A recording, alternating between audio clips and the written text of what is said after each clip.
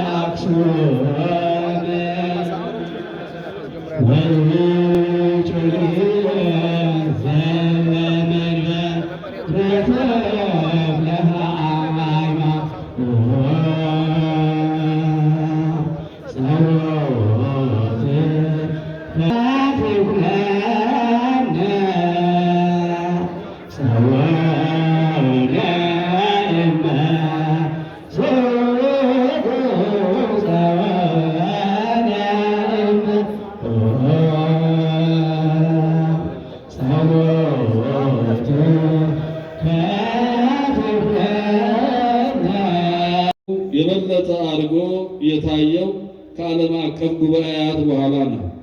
ምክንያቱም በየጉባኤያቱ የተገኙና አንጸባራቂ ሚና የነበራቸው አባቶች ፓትርያርክ በሚል መጠሪያ ተጠርተዋል ወይም እንዲጠሩ ተደርገዋል። የፓትርያርክ ስልጣንና ሚና ሃይማኖትን በአንድነት ለመጠበቅ ሐዋርያዊ ቅብብሎሽን ለማረጋገጥ እና ለቤተ ክርስቲያን አንድነት ከፍተኛ ጠቀሜታ አለው። ቅዱስ ሄሌኔዎስ ጸረ መናፍቃን በሚሰኘው ሶስተኛ መጽሐፉ በዚህ ደረጃ የምንቆጥራቸው ሐዋርያት የሾሟቸውን ጳጳሳትና ከነርሱ ቀጥለው በቅብብሎሽ አሁን ድረስ ያሉትን ፓትርያርኮች እንደሆነ አስተምሯል። ቅዱስ አግናጥዮስም የቤተ ክርስቲያን አንድነት መሰረት ፓትርያርኩ መሆኑን በመልእክታቱ ውስጥ አስፍሯል። ዛሬም ብፁዕ ወቅዱስ አቡነ ማትያስ ፓትርያርክ ርዕሰ ሊቃነ ጳጳሳት ዘኢትዮጵያ ጌታችን የመሰረተውና ከሐዋርያት የተነሳ ቅብብሎሽ ሳይቋረጥ የደረሰን ለመሆኑ ማረጋገጫ ምልክት ናቸው። ለቤተ ክርስቲያን አንድነትም እንደ ጽኑ መሰረት ናቸው።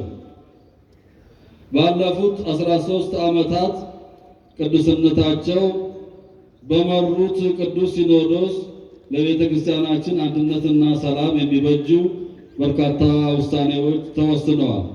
በውሳኔዎቹ መሰረትም ስብከተ ወንጌል እንዲስፋፋ፣ የትምህርት ተቋማት እንዲጠናከሩ፣ የልማት እንቅስቃሴዎች በሰፊው እንዲከናወኑ ማድረግ ተችለዋል። ቅዱስነታቸው በሾሟቸው ጳጳሳት የክህነት አገልግሎት በመላዋ ኢትዮጵያ ተዳርሰዋል። አሁንም እየተከናወኑ ያሉ የልማት እንቅስቃሴዎችና የግንባታ ሂደቶች አሉ። ይህም በቤተ ክርስቲያን በኢኮኖሚም ለማጠናከር እየተደረጉ ያሉ ጥረቶች አካል ነው። የተከናወኑትና እየተከናወኑ ያሉት ተግባራት ሁሉ ምቹ በሆነ ሁኔታ ውስጥ የተከናወኑ አይደሉም። ይልቁንም በብርቱ ፈተናዎች ውስጥ በትዕግስትና በጥበብ ማለፍ የሚቻልበትንም የአመራር ጥበብ በቅዱስ አባታችን አይተናል።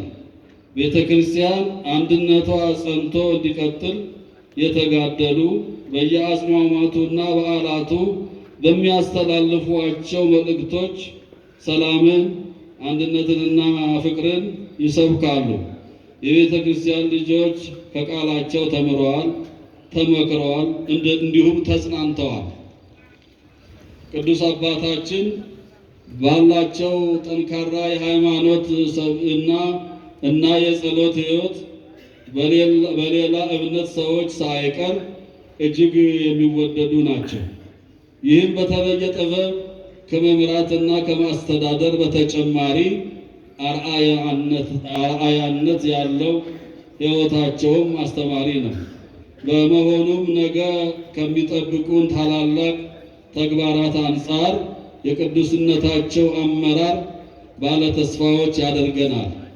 ከተሰሩት በላይ ሌሎች መንፈሳዊና ዘርፈ ብዙ ልማታዊ ስራዎች በሰፊው እንደሚሰሩ እናምናለን። እግዚአብሔር አምላክ ቅዱስነቶን በሕይወት በጤና ይጠብቅልን። የቅዱስነቶ ቡራኬ ይድረሰን። ወስብሐት ለእግዚአብሔር። የካቲት 24 ቀን 2018 ዓ.ም አዲስ አበባ ኢትዮጵያ። ተቋማት ኃላፊዎች፣ ክቡራን አምባሳደሮችና ኮር ዲፕሎማቶች፣ የመንበረ ፓትርያርክ ጠቅላይ ቤተ ክህነት የየመምሪያውና የየድርጅቶች ኃላፊዎች፣ የተከበራችሁ የቤተ ክርስቲያናችን አገልጋዮችና ሰራተኞች፣ ምዕመናንና ምዕመናት፣ በአጠቃላይ በዚህ በዓለ ሲመተ ክህነት የተገኛችሁ በሙሉ ጸጋውን እያበዛልን ከዚህ ዕለት ያደረሰን እግዚአብሔር አምላካችን እንኳን ለ13ኛው በዓለ ሲመተ ክህነታችን አደረሰን አደረሳችሁ።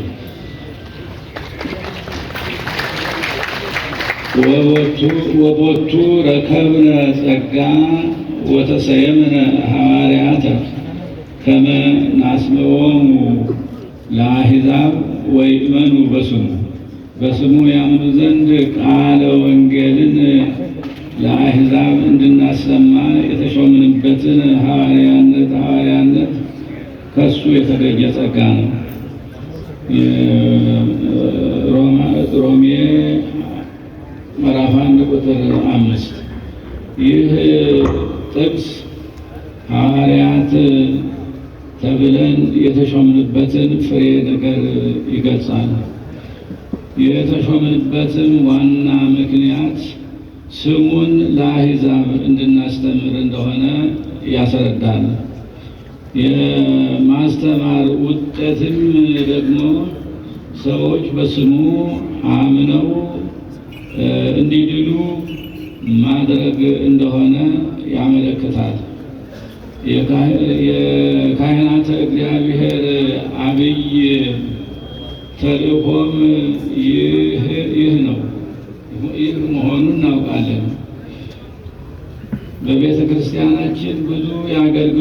አይነቶች ቢኖሩ መዳረሻቸው ቃለ ወንጌልን ለፍጥረት ሁሉ ማብሰር ነው። የክህነት አገልግሎታችን በተመለከተም በተመደበለት ቦታ ላይ ያለ መሆኑን መመዘን ያለበትም በዚህ መለኪያ ነው። ዛሬ የምናከብረው በዓለ ሲመትም ይህን ተልእኮ ማዕከል ያደረገ ነው። ብፁዓን ሊቃነ ጳጳሳት፣ ክቡራን እንግዶቻችን፣ የዘመናችን ሐዋርያት የሆን ሁላችን ቃለ ወንጌልን በትክክል ለሕዝቡ እንዲደርስ ማድረግ ይጠበቅብናል። እሱን በአግባቡ ማስተላለፍ ከቻል ማህበረሰባችንን ከልዩ ልዩ ፈተናዎች መታደግ እንችላለን። ከዚህም ጋር በሀገራችንም ሆነ በዓለማችን በየጊዜው ብቅ ጥልቅ የሚሉ ፈተናዎችን ለመከላከል በንጹህ ልቡና በትሑት ሰብእና ሆነን ወደ እግዚአብሔር እንጸልይ። እንደዚሁም ከግል ፍላጎትና አስተሳሰብ በነፃ ሁናቴ ቃለ ወንጌልን በማስተማር ሕዝቦቹን በሃይማኖትና በስነ ምግባር እንጠብቅ። ይህንን በብቃት ለመወጣትም ከሁሉ በፊት ራሳችንን ክደን ለእግዚአብሔር ክብርና ለሰው ልጆች የተሟላ ደህንነት በጽናት እንቁም። በመጨረሻም ቤተ ክርስቲያናችን በጣለችብን ከፍተኛ ኃላፊነት ተገንዝበን የጣለችበትን ከፍተኛ ኃላፊነት ተገንዝበን የእግዚአብሔር ሰራዊት የሆኑትን ምእመናንና እግዚአብሔርን በቅንነት እናገልግል በማለት አባታዊ መልእክታችንን እናስተላልፋለን። በድጋሚ እንኳን ለ13ኛው በዓለ ሲመተ ክህነት በሰላም አደረሳችሁ። እግዚአብሔር ኢትዮጵያንና ሕዝቦቿን ይባርክ። ወስብሐት ለእግዚአብሔር አሜን። የካቲት 24 ቀን 2018 ዓመተ ምህረት አዲስ አበባ ኢትዮጵያ። ቅዱስ አባታችን ለወሀበሙ ስልጣነ ለአበዊነ ሐዋርያት ወደሙ ለሠራየ ኃጢአተ ዓለም ይስረይ ለክሙ ኃጢአተ ዘገበርክሙ ንስኩም እስከ ይእዜ አበው ቀሳውስት ወሐዋርያት ዲያቆናት አበርቱ አእማት በበስምክሙ ኮኑ ፍቱሐነ ወንጹሐነ ይረስየኒ ይረስክሙ ድሉዋነ ለመንግሥተ ሰማያት እግዚኦ መሐረነ ክርስቶስ ወለአስራ ሁለት ጊዜ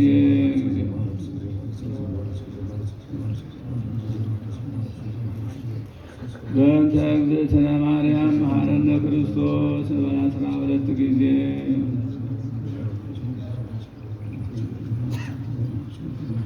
በሐልዮ በነቢብ በገብር የሠራውን ማይሠራ ኃጢአት ሁሉ እግዚአብሔር ይፍታ። እግዚአብሔር ይባርካችሁ። እግዚአብሔር ይስጥልን። እናመሰግናለን። አምላካችን ለ14ኛው ሲመተ በዓል በሰላም ያድርሰን። ከዚህ በመቀጠል